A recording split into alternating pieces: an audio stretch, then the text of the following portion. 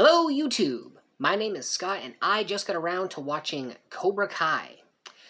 Now, we started off Season 3 with Episode 1 entitled Aftermath. And, well, that's exactly what it is. It's about 2 weeks since the huge karate war at West Valley. There's a lot of exposition, explaining what's been going on to everybody. There's this shot at the beginning where Moon tried to organize, a rally for peace, and I can't help but think of how much of it was kind of her fault because, she invited everybody to the party, but whatever. Let's see, who to go through first. Start with Miguel. It's been 2 weeks and Miguel is still in a coma.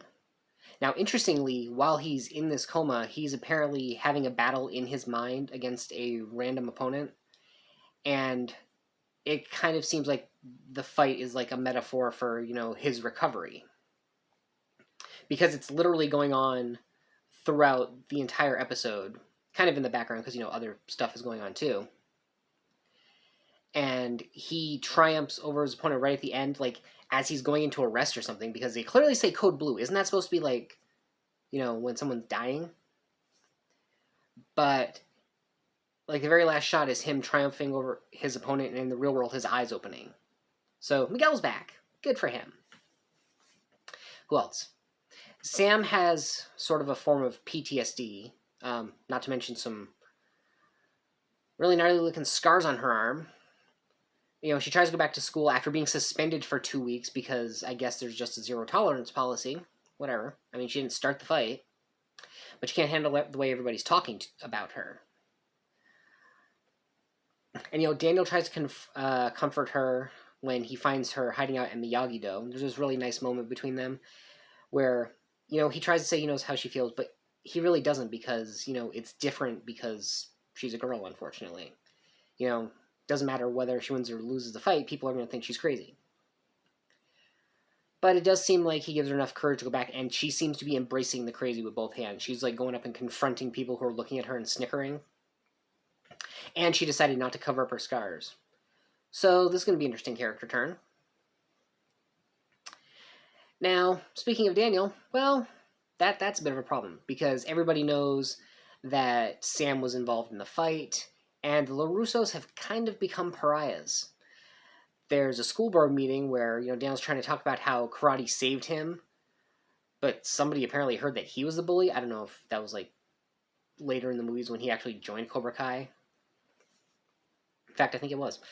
But, yeah, things aren't really going well for the business, and as such, the family.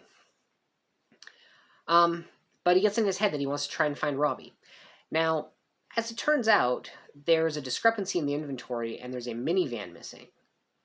And, they realize that Robbie probably stole it because it's like an old-ass minivan. Nobody's going to go looking for it. So Daniel goes and follows the GPS tracker, only to realize that Robbie tore it out. Because, he's smart like that.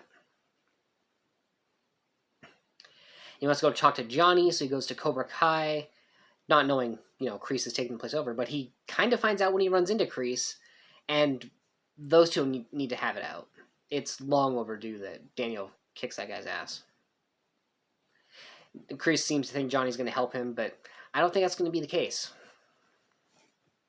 Because of what happened with Johnny. Well, he starts off in a restaurant, big surprise. He's drunk, not total surprise. A couple of guys piss him off, and he decides to go exact his revenge in the parking lot, except, he's drunk. And he gets busted for smashing the guy's car window. When he gets out of jail, after a warning from the bail bondsman, he decides to go straight to the hospital to see Miguel. When he finds out he can't just walk in and see him, he injures himself badly enough to be let back by, smashing his head into a paper towel dispenser. And he gets in and gets his time with Miguel, and, he apologizes to him because it's in a very, very distant way Johnny's fault that Miguel is there. I mean, he did kiss Sam. Obviously, Robbie's the reason he's, in intensive care.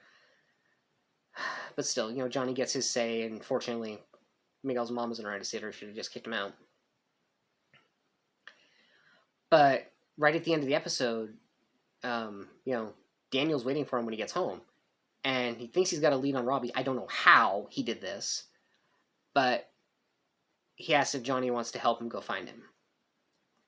Like, the whole thing with that is, Robbie's been on the run, and if he gets caught, it's going to be worse on him than if he turns himself in. And despite everything, Daniel he still wants to make it as easy as possible for Robbie. And of course Johnny does too, being his dad. I think that's about it, except for... Oh yeah, the Cobra Kai guys show up back at school, and Hawk's riding high on confidence, thinking they're going to be running the place now. The first girl he hits on already knows that he's a bedwetter who got knocked into a display case. So that didn't go up too well for him. And it comes up on what looks like it's going to be another Cobra Kai Miyagi-Do showdown, but that they get shut down pretty quickly. Dimitri has the guts to actually stand up to Hawk. And Chris is talking about how there's a lot of hard-hitting stuff in his new lit book because he smashed the other kid's face with a book in the last one. So presumably at school there will be no karate fights, which kind of makes me think they're going to be popping up like all over town, whether or not we want them to happen.